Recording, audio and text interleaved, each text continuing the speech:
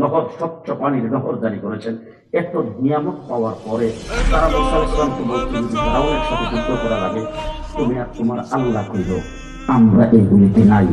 রাষ্ট্রে আমরা পরিষ্কার আপনার সামনে দাঁড়িয়ে বলে দিলাম, আমাদের পেটে ভাত নাই, পরনে কাপড় নাই, আমাদের বিয়ে বাচ্চা মক্কায় রয়ে গেছে, তাদের কোনো খোঁজখবর নাই। কিন্তু আপনাকে পরিষ্কার বলে দিচ্ছি, যদি আমাদের উপর কোনো আক্রমণ আসে, আমরা আপনার ডাইনে বামে সামনে পেছনে যতদিন পর্যন্ত, যতক্ষণ পর্যন্ত আমাদের দেহের ভিতরে প্রাণ থাকবে, আমরা লড়াই করতেই থাকবো, করতেই থাকবো।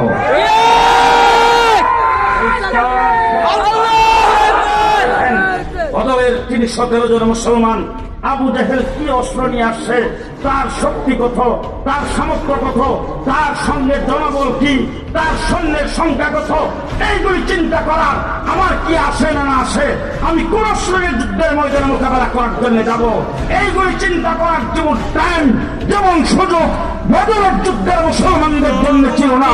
ভারতকে বলে দিতে চাই, বেশিরভাগ সরকারকে করে নিয়ে বাংলাদেশের বিরুদ্ধে ষড়যন্ত্র করবে, তোমার কি শক্তি আছে সেটা দেখার টাইম আমাদের নাই।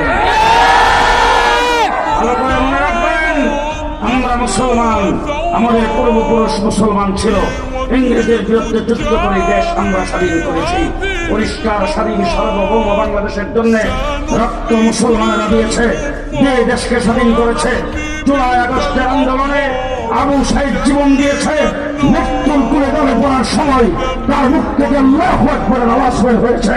ছাত্ররা যখন আন্দোলন করে রাজপথে একজনকে ইমাম বানায়া ৫ ওয়াক্ত নামাজ রাজপথে তারা আদায় করেছেন।